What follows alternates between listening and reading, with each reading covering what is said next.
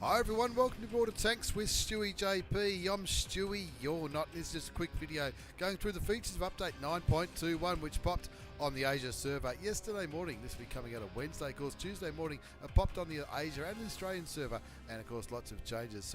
A new tank line, the new French heavy tank, changes to the British tank destroyer line, the original tank destroyer, with the FV215B 183, some customizations, and of course how you can make a hell of a lot of credits from stuff that you've probably already got in your garage. This is a change from patch 9.21. We're going to go down here. There'll be a link to the Asian announcement in the link down there below, and there's a brief I'm going to go through. I'm not going to go through everything. Of course, one of the biggest changes is the FV215B183 has been changed into a special vehicle. Of course, a special vehicle is just like a premium vehicle in which you can share crews with other tanks, but also it is doesn't have the credit matchmaking, so that's why they call it a special vehicle. So if you already own the FV215B183, you'll be seeing the Badger in there. Now the Badger is the new Tier 10 British Tech Tree tank, the tank destroyer, and you can see it there. The Badger is in there in the tank in the Tech Tree, replacing the FV215B183. Now the FV215B183, also known as the Death Star, will still be in your garage if you had it originally, but all the bits and pieces on that tank will be removed and basically placed onto the Badger. Now I haven't had a game in the Badger, and from what I'm told there's up to 15 badges, or 10, nearly 8, 9, 10 badges on each time at the time that the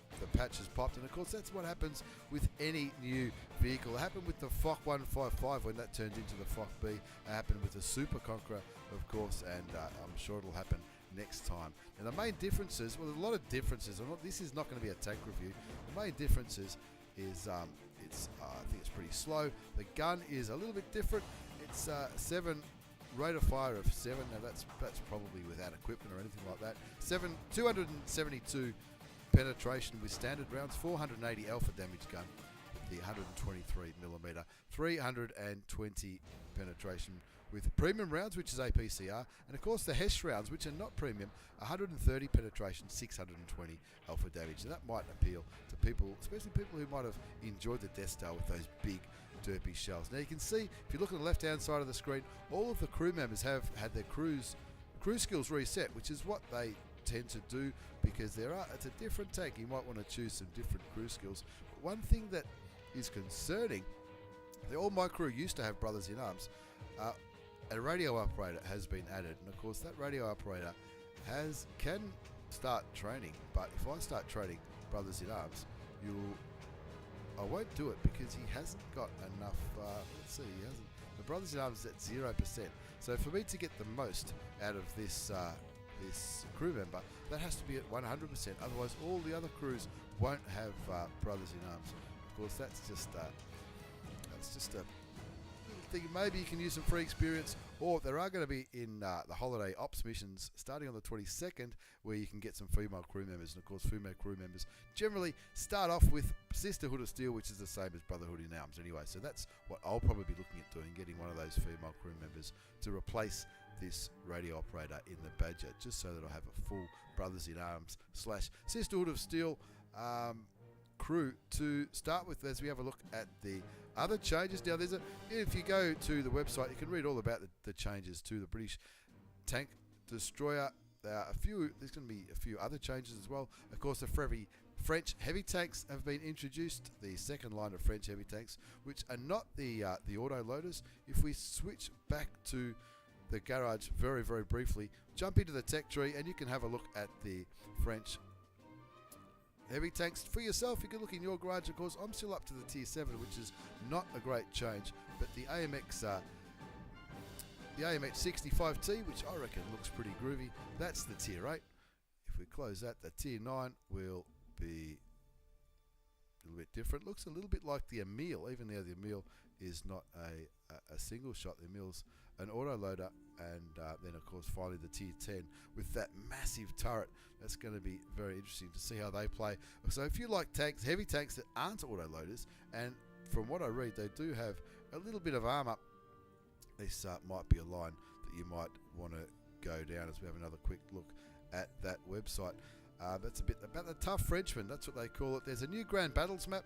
Now, I'm told that we all know if you're on the Asian server, sometimes it can be quite challenging to get a Grand Battle map. But a player who has been following my channel on Twitch has messaged me earlier, not too bad. He said, first night I've had heaps of Grand Battle maps, which is good to see. New customization mechanics. Now this is a big difference. So I'll jump back into the garage for that one, and I'll pull out the FE215B183, which you can see the crew has been moved to the Badger. Of course, you can still use the crew in the FE215B183, and I haven't even put equipment on it yet. I haven't touched it at all. Of course, the ammunition has even been removed. If you go click on exterior, you'll be able to see this is totally different to what you're used to seeing. You can choose some paints.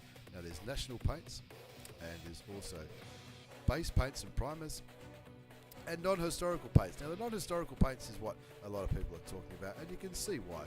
You just click on what colour you want, and if you want to put silly colours on your tanks, by all means you can, and you can have it looking like a little bit like a clown tank. If that's really what floats your boat, then by all means go nuts. But if you scroll back over to the left, these tank colours are a little bit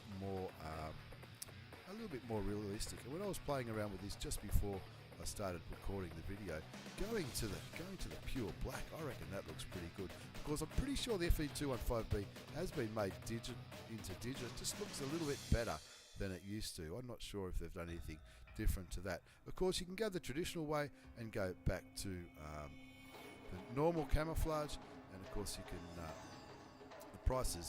prices come up on the right. There's camouflage, paints. There's a preset style if you like. You can do it from a rental. Now this is totally different. 75,000 credits is a cost for 100 battles. It's no longer goes by days or weeks or months or years or permanent for gold. It goes by battles if you're paying for credits. So the rental style for the UK Black Widow, it's called, 75,000 credits for 100 games. So if you're not sure you're going to play more than 100 games in it, instead of spending the 750 gold on it, you can spend 75,000 credits. And on the right, it shows you exactly what you get for that. And they're the different camouflage values for that one, or Black Widow, which is totally different again, a bit more of a bigger package. Not only does it come with paints and camouflage, it also comes with some emblems and all that kind of stuff. And look, I reckon that looks pretty groovy as well. If you go back to the customs, there's all these different emblems you can pick, and this is where you can make some credits. When you're going through your tanks, have a look at some of these emblems that you see. Of course, if you start from the left, there's all these animals, but on the bottom, I'm not sure if you can see there. You can see there's some little triangle-shaped things here. As you scroll the cursor, if you like, to the triangle, you see that one goes from these animal ones to these are the military ones, and they're available for 50 gold each. And I know what you're thinking. You're thinking, Stewie, what are you trying to do? You're trying to sell me emblems? I'm not really interested in paying 50 gold for emblems.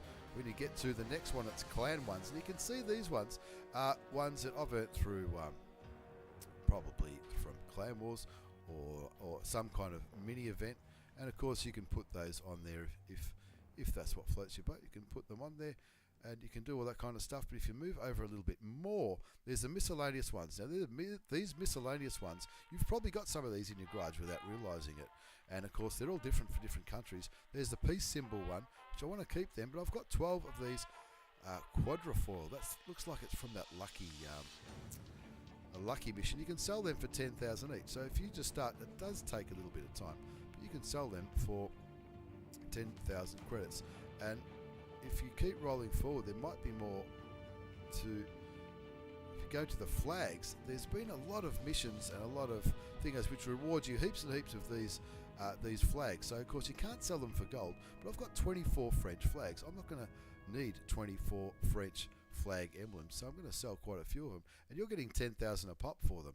So if you've got 20 French ones, I've got a dozen American ones, 16 German ones. I have already sold a few of these just to see if it works. Those, if you sell 10, there's 100,000. If you sell 100, there's $1 million.